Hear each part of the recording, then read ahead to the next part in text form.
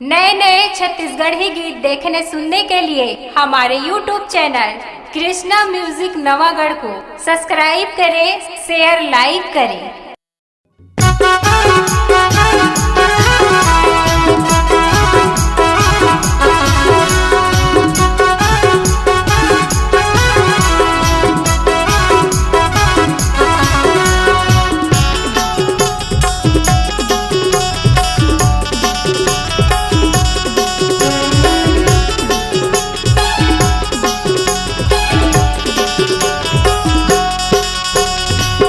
परे फुबा फुबा ठंडा माँ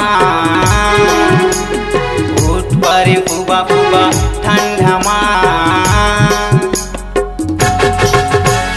रोम रोम ठाड़ हो के वो रोम रोम ठाड़ हो के वो 15 दिन के जाड़ा मरे 15 दिन के जाड़ा मरे ये तन बीमार हो गे वो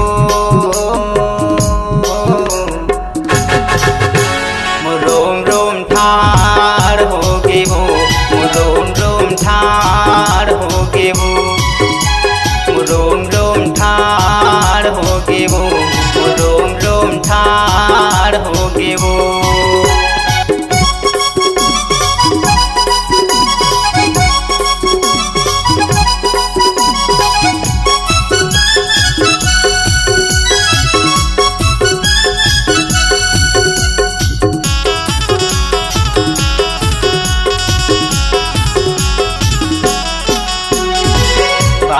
आगे गुर्री ताप लेते वो होते गोफैन मोरे तोला उतार लेते वो होते गोफैन मोरे तोला उतार लेते वो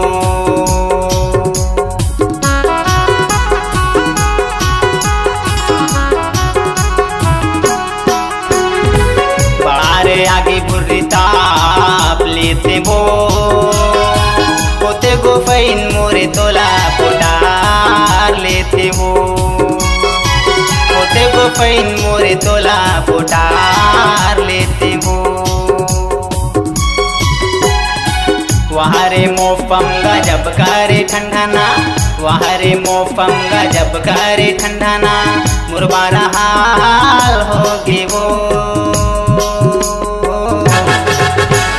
रोम रोम ठाड़ हो गे वो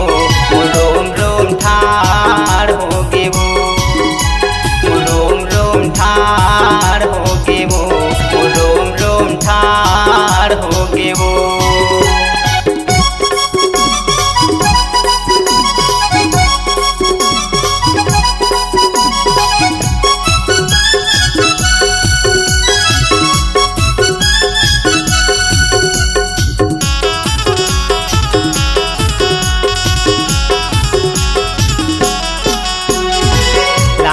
कम्मल वो लेते वो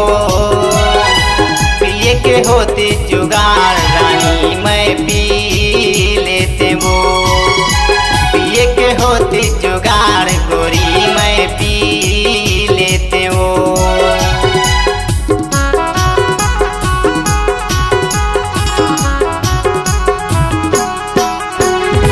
लाना कम्मल वो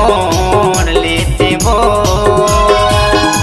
के होती जुगाड़ गोरी मैं पी लेते वो पिए के होती जुगाड़ गोरी मैं पी लेते वो वहारे मोफम गजब करे ठंडाना वहारे मोफम गजब करे ठंडाना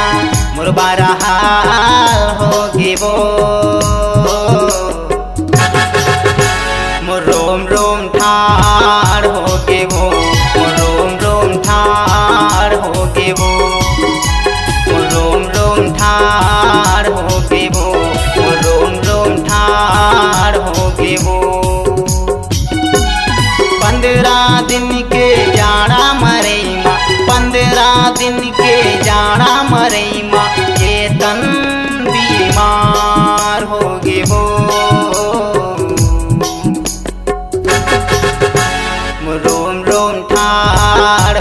होगे वो